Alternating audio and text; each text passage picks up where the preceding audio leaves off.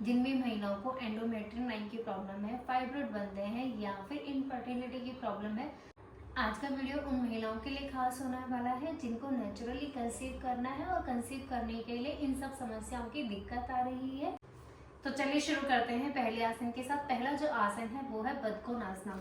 अपने पैरों की तलवों को आपस में आराम से मिला लीजिए, दोनों हाथों की ग्रिप बनाएंगे, अपने पंजों को पकड़ के रखेंगे, सांस भरेंगे, सांस छोड़ते हुए धीरे धीरे अपने पैरों को नीचे लेके जाएंगे, कमर गर्दन को सीधा रखें, सांस भरेंगे, इनहेल किया और एक्सेल, धीरे धीरे एक्सेल, लंबी गहरी सांस का अभ्यास यहाँ पर 5 से 6 बार।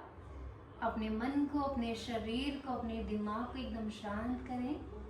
ध्यान आने जाने वाली सांस पर, श्वास पर, जिस भी भाव के साथ अपनी प्रैक्टिस आप शुरू कर रहे हैं उसको ध्यान में रखते हुए एक पॉजिटिव एनर्जी के साथ ये योगा प्रैक्टिस का अभ्यास करेंगे।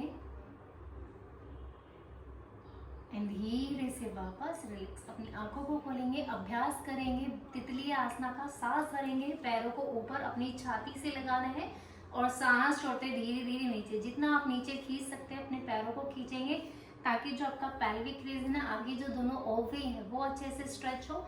वो स्ट्रेच होंगे तो ब्लड फ्लो अपने आप ही नेचुरली, वो स्ट्रेच होंगे तो ब्लड फ्लो भी अपने आप नेचुरली बढ़ेगा। सांस भरेंगे, पैरों को ऊपर, सांस छोड़ते नीचे। इसका अभ्यास हम 3 से 5 मिनट करेंगे। बदकोनासना और तितली आसना दोनों ही आसन हम 3 से 5 मिनट का अभ्यास करेंगे। टाइमर लगा लीजिए, फोन सामने रखिए एंड 3 से 5 मिनट आपको करना ही करना है। अगर रिजल्ट चाहते हो जल्दी तो सांस भरा ऊपर, सांस छोड़ते नीचे। 10 की गिनती यहाँ पर 1 2 3 4 5 6 7 8 9 10। धीरे से वापस आ जाएंगे और रिलैक्स करेंगे। अगला जो आसन का अभ्यास आपको करना है वो है चक्की चालान आसना। दोनों पैरों को खोल लेंगे अच्छे से, दोनों हाथों की ग्रिप बनाएंगे, सांस भरेंगे, सांस को छोड़ते हुए पहले एक पंजे को टच करेंगे, धीरे धीरे आगे जाएंगे, फिर दूसरे पंजे को टच करेंगे, पीछे की तरफ जाएंगे, फिर सांस भरेंगे और सांस छोड़ते धीरे धीरे नीचे। ऐसा आपको 15 से 20 बार करना ही करना है।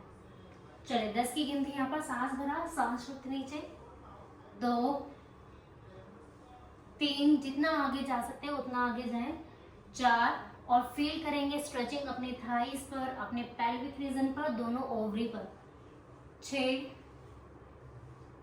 7 8 9 10। और इसका अभ्यास हम दूसरी साइड से भी करेंगे। सांस भरा, सांस छोड़ते धीरे धीरे नीचे, 1 2, लेकिन आपको कितनी बार करना है? 15 से 20 बार कम से कम करना ही करना है।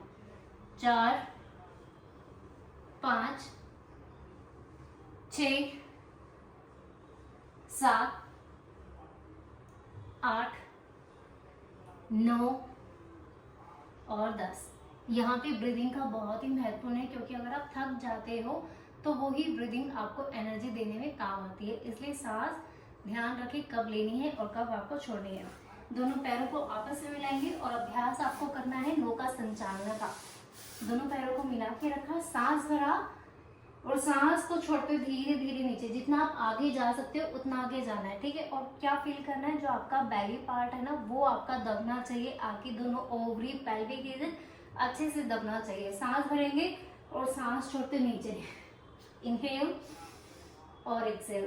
कितनी बार करना है? 15 से 20 बार। अभ्यास प्रैक्टिस सब आपके ऊपर है, जितना आप अभ्यास करेंगे उतना ही फायदा आपको मिलेगा।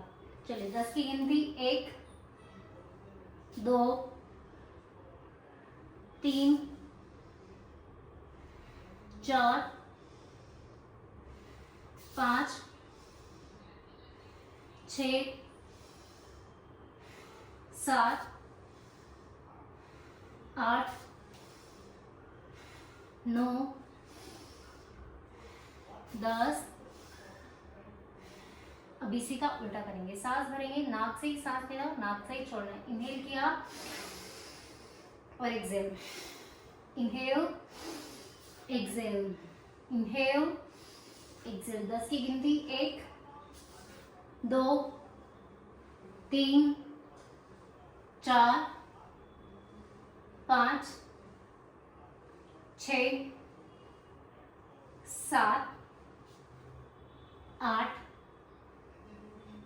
9 10 और धीरे से वापस आ जाएंगे, रिलैक्स करेंगे, दंडासन में बैठेंगे। अगला जो आपको अभ्यास करना है वो है पश्चिम उत्तान आसना। पश्चिम मतलब बैक और उत्तान मतलब फॉरवर्ड। अपनी कमर को आगे की तरफ झुकाना, दोनों पैरों को मिला के रखेंगे, अपने पंजों को एक्टिव रखेंगे, इनको लूज नहीं छोड़ना, ठीक है, इनको भी एक्टिव रखना है। सांस भरेंगे और सांस छोड़ते नीचे। कितनी बार? 10 की गिनती। सांस भरा और सांस छोड़ते नीचे। 1 2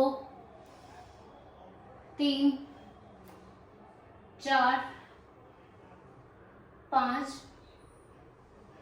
6 7। अगर पैर नहीं पकड़े जाते तो दुपट्टा भी यूज कर सकते हो। 8 9 10। दुपट्टे का यूज करेंगे, दुपट्टा लगाएंगे और उसको होल्ड करके रखेंगे अगर आपके पैर नहीं पकड़े जाते हैं तो, ठीक है।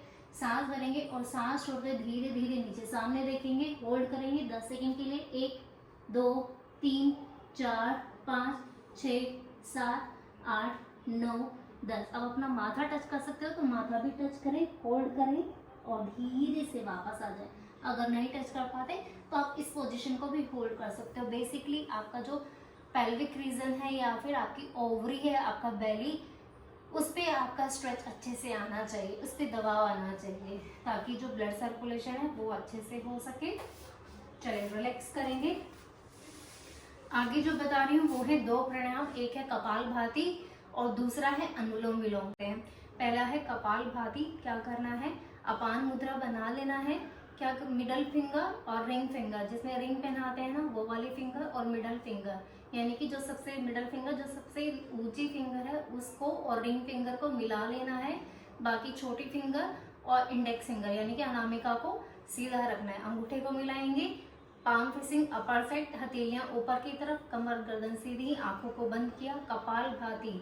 सांस को बार बार बाहर छोड़ना है, ठीक है। एक्सेल करेंगे।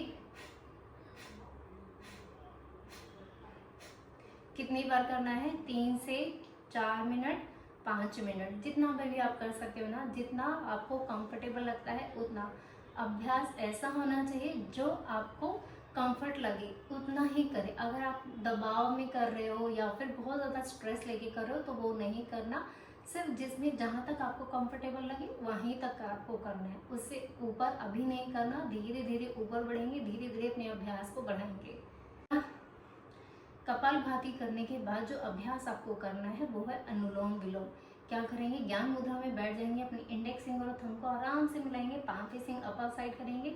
आपका जो राइट हैंड है यानी कि सीधा हाथ थंब के पास वाली दोनों फिंगर को मिला के रखेंगे, प्राण मुद्रा बनाएंगे और थंब राइट नोस्ट्रल पे और फिंगर लेफ्ट नोस्ट्रल पे यानी कि बाईं तरफ। लेफ्ट साइड से शुरू करेंगे और लेफ्ट पर ही हम खत्म करेंगे। अनुलोम विलोम प्राणायाम हमारा लेफ्ट से ही शुरू होता है और लेफ्ट पर ही खत्म होता है, ठीक है।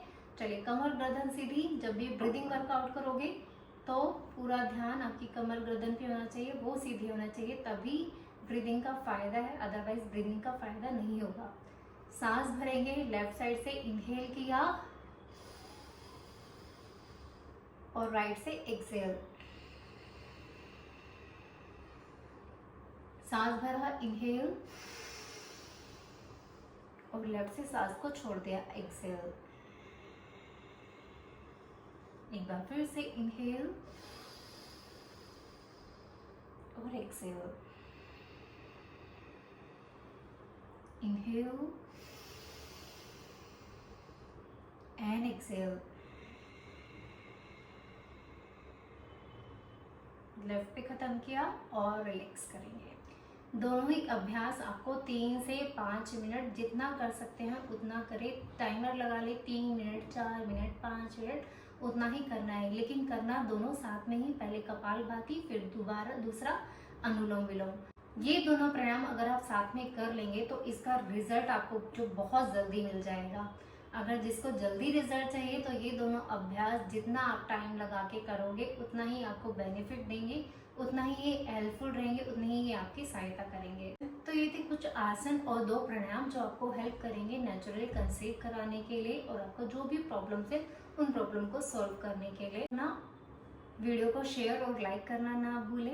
इस वीडियो से रिलेटेड अगर किसी को कुछ पूछना है तो मुझे कमेंट बॉक्स में जाके पूछ सकते हो। चैनल को सब्सक्राइब करना ना भूलें। धन्यवाद।